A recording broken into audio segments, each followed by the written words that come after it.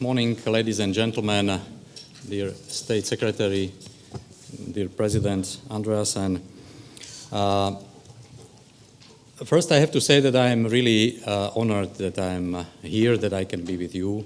You know that we are working very hard from last year already on Energy Union, which is quite, I have to say, unique and different project from the period before, because when we compare energy policies before and now, Energy Union is predominantly much more ambitious in comparison with previous past energy policies. At the same time, I have to say that Energy Union, we always say that this is not an energy policy because it's much more complex. With the target set by the Council and with commitments the EU sets to itself, we are building a new European economy which is making the transition to low emission. What is important to say that this is not only about transition of energy.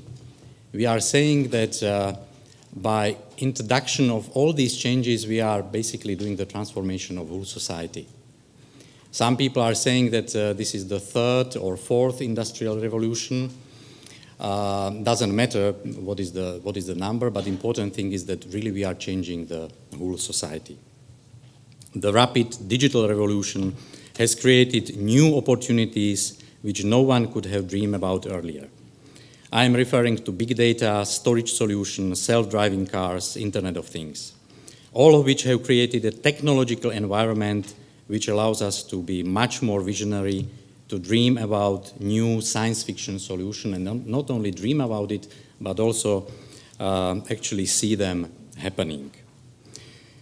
Could you imagine a car that can program itself to charge its battery according to the weather forecast, knowing that, for example, in 12 hours there will be strong wind, 500 kilometers away from here, and electricity will drop down?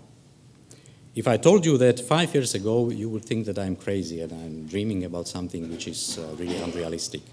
Nowadays, we see that it's possible, technology is here, and it's just the question how to get it happen, that it will be available basically and widespread and will be there for more or less everyone.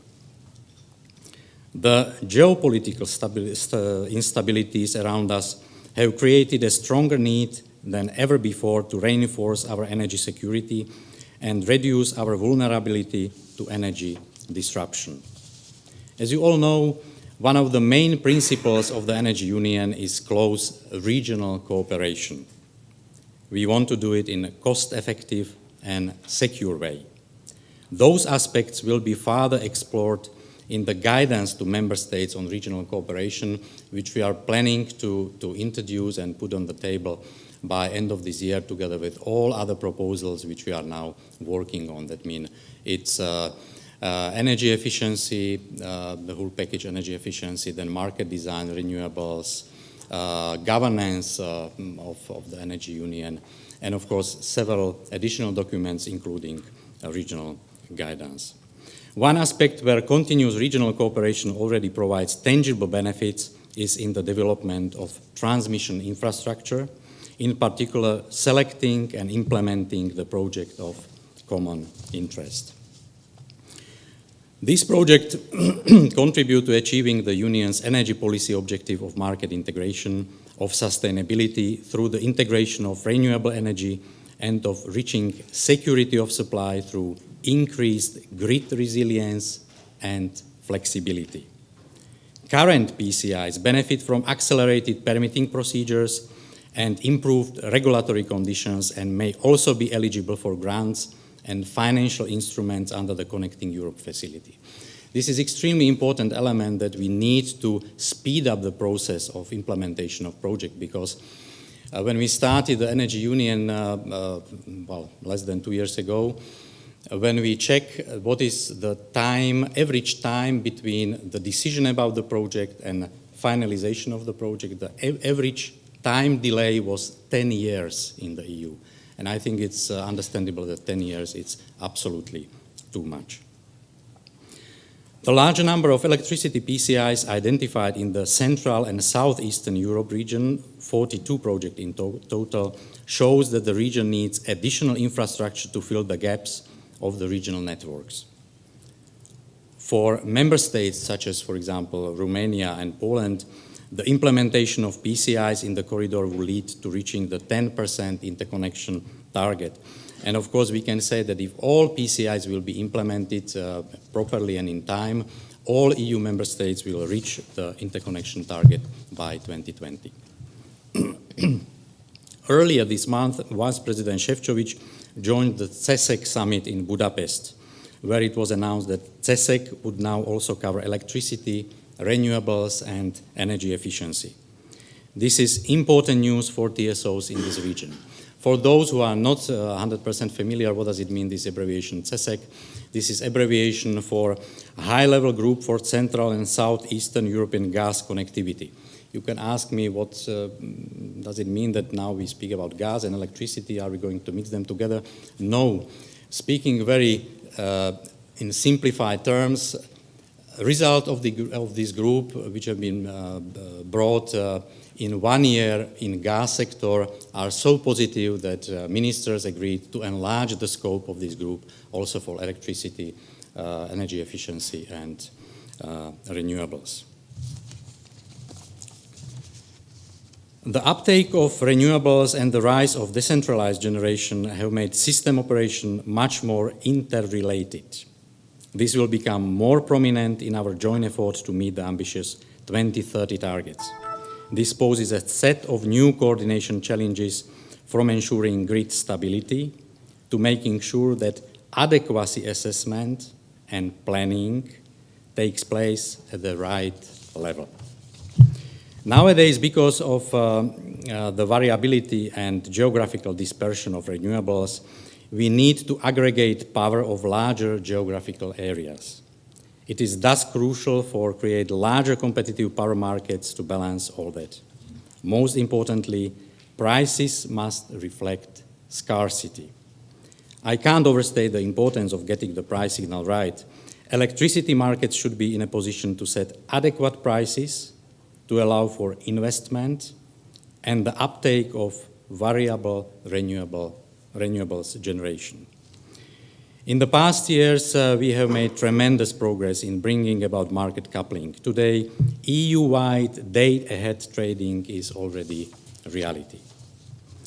Continued cooperation between the Central Eastern countries and its Western neighbors is crucial for a successful development of the market. We therefore welcome Acer's recent proposal to merge the Central West European electricity region with the Central East European region. For the market to flourish, it is important to also strengthen cooperation towards the southeastern neighbors. I mentioned already CESEC cooperation, and really I would like to encourage those countries that have a border to Southeast Europe to participate actively towards this goal. What to say in the conclusion? Well, given the level of ambition in the EU around the world, the evolving technologies and the need to reform and integrate our energy markets, the Energy Union became one of the flagship projects of this Commission. This is nothing new, this is very known for 2 years already. One where we can show citizens tangible results affecting the price of the energy bills, the quality of the services they receive, the security of their supply, and the environment we live in all. Basically, concerning our plans and where we stand with Energy Union, I can say that 2016 we said it's a year of delivery. And as I mentioned already, by the end of 2016 we are planning to deliver all major legislative proposals. We hope that we will deliver. And 2017 should be a year of implementation. We will start very intensive negotiations with Council, or it will be negotiation between Council and European Parliament.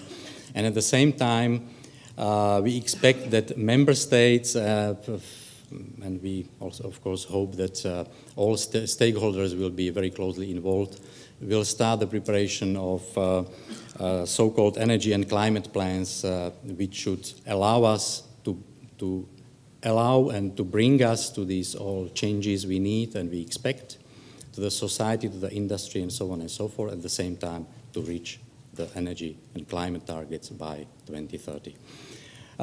Before I finish, I just would like to comment the result of voting. I think the second is, I will just comment it. I was absolutely not surprised that security was the most important for this region.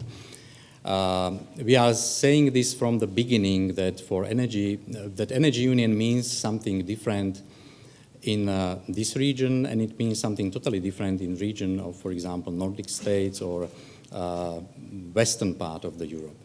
And from the beginning, it's very clear that for Central, East, Southeast Europe, security is the most important element and the biggest added value everybody expects energy union can bring. Thank you very much.